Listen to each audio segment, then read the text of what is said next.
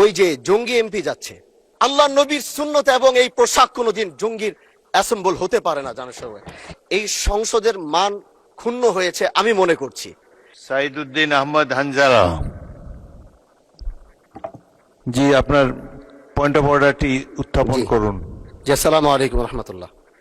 মাননীয় স্পিকার, আপনাকে ধন্যবাদ। আমি প্রথমবার দাঁড়িয়ে কথা বলছি, আসলে এভাবে কথা বলতে চাইনি, চেয়েছিলাম যখন আমার সময় আসবে আনুষ্ঠানিকতার ভাবে একটু সুন্দরভাবে কথা বলবো, কিন্তু দুঃখের সাথে বলতে হচ্ছে আমি গত 30শে মার্চ আপনার সহধর্মিনী, আল্লাহ তাকে জান্নাতের আলা মাকাম নাসিব করে, আমি তার জন্য দোয়া করি।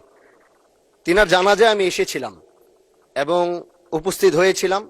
দক্ষিণ প্লাজা থেকে যখন আমি ভিতরে ঢুকবো, একদম কাছাকাছি পিছন থেকে কেউ একজন আমাকে সম্বোধন করছিল, ওই যে জঙ্গি এমপি যাচ্ছে। তো এই বিষয়টা আসলে এইভাবে আসতো না। তো একটু পর থেকে সোশ্যাল মিডিয়াতে দেখলাম যে এই বিষয়ে খুব লেখালেখি এবং এই ভিডিওটা নিয়ে খুব আলোচনা চলছে, যেটি জাতীয় সংসদের একজন রানিং এমপিকে সংসদের কাছে যখন জঙ্গি বলে সম্বোধন করা হয়, আর এটার জন্য এই সংসদের মান ক্ষুণ্ণ হয়েছে আমি মনে করছি।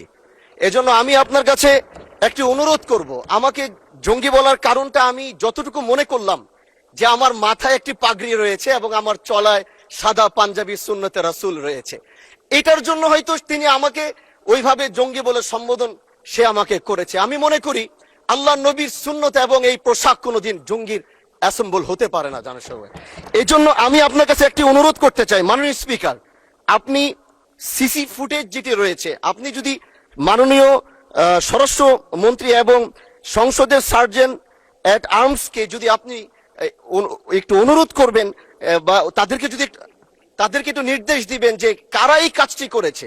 অবশ্যই এই কাজটি এই জন্য করেছে যেন এখানে আমাদের বিরোধী দল যারা রয়েছেন এখানে তাদেরকেও হয়তো তাদের সম্মান ক্ষুণ্ণ করার জন্য হতে পারে, ওখানে প্রশাসন দাঁড়িয়েছিল, প্রশাসনের সম্মান ক্ষুণ্ণ করার জন্য হতে পারে।